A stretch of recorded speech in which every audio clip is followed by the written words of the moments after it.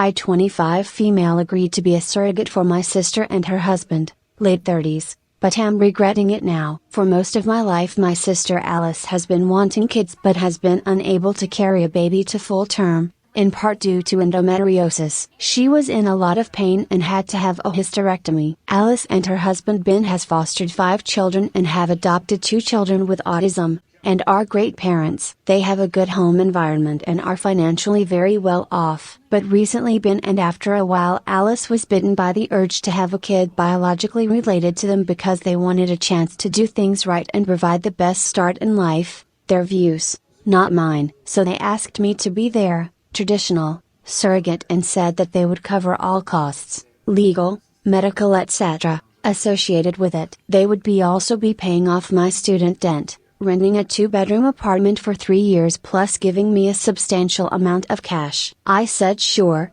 it'll be 9 months of my life in exchange for being set up for quite some time, and my immediate family thinks it is a great idea. However, when I said sure, I was expecting something along the lines of where we go to the doctor to get Ben's sperm prepped, me getting shots etc., basically the whole artificial insemination package. But Alice Ben have asked me to get pregnant the traditional way. Their rationale is that 1.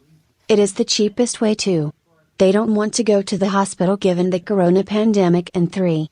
They think babies conceived naturally are healthier, the pregnancy would be safer without the chemicals. But I just can't get over the extreme ick factor. And even if this was going to take place at home I think a syringe would work fine. Am I going loony for thinking of going back on my word? Is their request reasonable? My immediate family doesn't see anything wrong with it and has been congratulating my sister on her impending baby. On the other hand, if I do give it up, am I also mad for passing up what is essentially $200K? Especially in this economy now, leaving for the airport in a few hours to move across the country and I can't sleep. I plan to slowly phase out contact with my family and community, even though I love the people in their lots. Long story short, I went over to Alice Ben's house to visit their kids in May. While there, they asked me in person to reconsider my decision. Sometime during this, Ben started kissing and groping me. I let him. I know typing this out makes me seem dumb for going over and weak,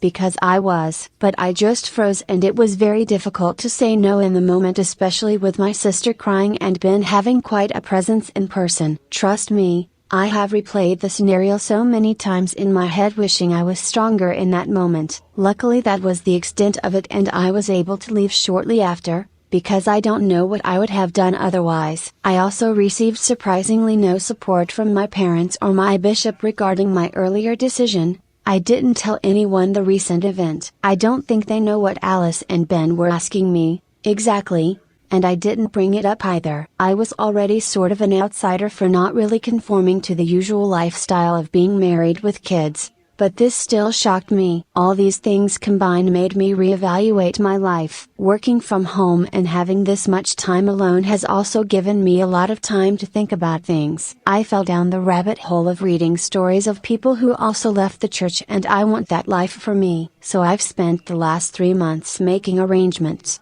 transferring to another part of my company. And today is the big day. I know it's not going to be easy. Pretending to be normal at the last Pioneer Day family gathering was the hardest thing I needed to do, but I did it for myself and for closure. But I'm going to get through this. Thank you for the advice, and stay safe everyone.